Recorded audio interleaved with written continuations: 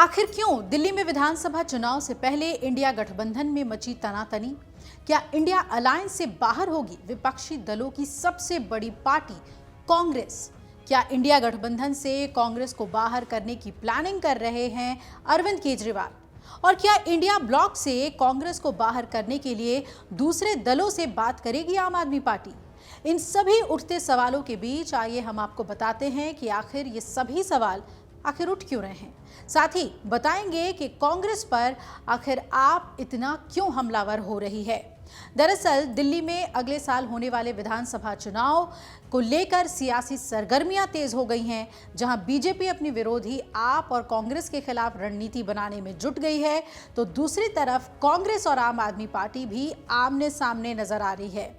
आपको बता दें कि दिल्ली चुनाव के लिए कांग्रेस पार्टी पूरी ताकत झोंक चुकी है और अपने मजबूत उम्मीदवारों को चुनावी मैदान में उतार रही है। इस बीच अब खबर सामने आई है कि कांग्रेस को लेकर आम आदमी पार्टी के नेताओं में भारी नाराजगी है। आप सूत्रों के हवाले से खबर है कि इंडिया गठबंधन से कांग्रेस को बाहर कराने के लिए आम आदमी पार्टी दूसरी पार्टियों से बातचीत करेगी। कई मीडिया रिपोर्ट्स में यह दावा किया जा रहा है कि आपका कहना है कि कांग्रेस बीजेपी के साथ मिलकर काम कर रही है। मीडिया रिपोर्ट्स के मुताबिक आम आदमी पार्टी कांग्रेस पार्टी से सबसे ज्यादा नाराज है, इसलिए वो इंडिया अलायंस से कांग्रेस पार्टी को बाहर करने के लिए दूसरी पार्टियों से बातचीत करेगी।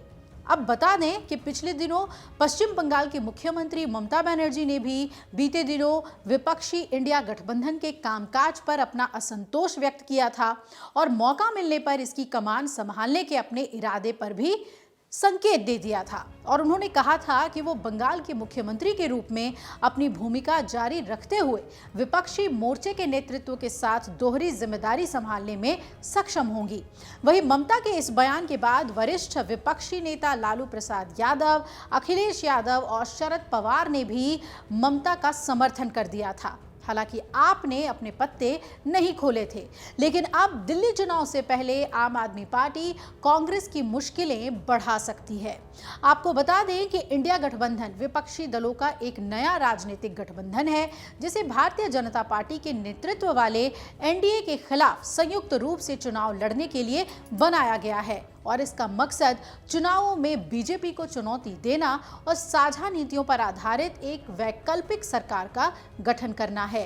इस गठबंधन में कांग्रेस, टीएमसी, आम आदमी पार्टी, आरजेडी, समाजवादी पार्टी, डीएमके, शिवसेना, यूबीटी समेत कई अहम पार्टियां हैं और इस गठन ने लोकसभा चुनाव 2024 से पहले 18 जुलाई 2023 को एक साथ आने का फैसला लिया था, लेकिन लोकसभा चुनाव के बाद ये गठबंधन पूरी तरह से टूट की कगार पर पहुंच गया है।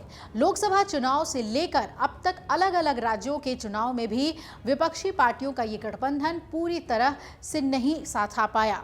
कभी कांग्रेस, कभी आम आदमी पार्टी तो कभी वाम दल। इस गठबंधन की कोई न कोई पार्टी किसी न किसी राज्य में अलग थलग चुनाव लड़ती हुई नजर आई। तो आइए अब हम आपको ये भी बताते हैं कि आखिर कांग्रेस और आप दिल्ली में क्यों आमने सामने हैं। दरअसल अरविंद केजरीवाल के खिलाफ एफआईआर की मांग और कांग्रेस के नेताओं के बयानों को लेकर आम आदमी पार्टी के नेताओं में नाराजगी है। प्रदेश युवक कांग्रेस के अध्यक्ष एडवोकेट अक्षय लाकड़ा ने 25 दिसंबर को आम आदमी पार्टी के संयोजक अरविंद केजरीवाल और पार्टी से जुड़े अन्य सदस्यों पर गंभीर आरोप लगाते हुए उनके खिलाफ एफआईआर दर्ज करने की मांग की है और इस संबंध में उन्होंने संसद मार्ग थाने में शिकायत की है। अक्षय लाकड़ा ने आरोप लगाया कि आम आदमी पार्टी ने मुख्यमंत्री महिला सम्मान योजना के नाम पर दिल्ली की जनता को गुमराह किया है। उन्होंने कहा कि आपके विधायक और एमसीडी पार्षदों की ओर से कथित तौर पर व्यक्तिगत डेटा, मतदाता पहचान पत्र और फोन नंबर एकत्रित किया जा रहा है और इस प्रक्रिया में ओटीपी सत्यापन का उपयोग किया जा रहा है, जिससे जनता का विश्वास तोड़ा गया है। वहीं दिल्ली सरकार के महिला एवं बाल विकास विभाग ने एक सार्वजनिक नोटिस जारी कर स्पष्ट किया है कि ऐसी कोई योजना लागू नहीं की गई है। लाकड़ा ने आरोप लगाया है कि ये कदम धोखाधड़ी और जालसाजी का स्पष्ट उदाहरण है, जिससे जनता के बीच भ्रम फैलाने का प्रयास किया गया। वहीं प्रदेश कांग्रेस अध्यक्ष देवेंद्र यादव ने भी मुख्यमंत्री महिला सम्मान योजना को एक राजनीतिक छलावा करार दिया। उन्होंने आरोप लगाया बताया कि योजना के नाम पर महिलाओं को गुमराह कर फॉर्म भरवाए जा रहे हैं, जबकि दिल्ली सरकार के बाल विकास विभाग की ओर से जारी नोटिस ने यह स्पष्ट किया है कि ये कोई सरकारी योजना नहीं है। देवेंद्र यादव ने कहा कि केजरीवाल ने चुनावी लाभ के लिए महिलाओं को 2100 रुपए हर महीने देने का एक झूठा वादा किया है। इसके तहत आप कार्यकर्ताओं ने झुग्गी झोपड़ी में फॉर्म भरवाकर महिलाओं की जानकारी इकट्ठा की। इन फर्जी योजनाओं के जरिए आप साइबर अपराध और बैंकिंग धोखाधड़ी को बढ़ावा दे रहे हैं। इस तरह की जानकारी साझा करने से महिलाओं को गंभीर वित्तीय नुकसान हो सकता है। कांग्रेस नेताओं का कहना है कि आपने 2022 में पंजाब और 2024 में दिल्ली में महिलाओं को 1000 रुपए हर महीने देने का वादा किया था, जिसे आज तक पूरा नहीं किया गया। महिलाओं को आर्थिक सहयोग देने के नाम पर केवल झूठे वादे किए गए, लेकिन धरातल पर कुछ नहीं हुआ।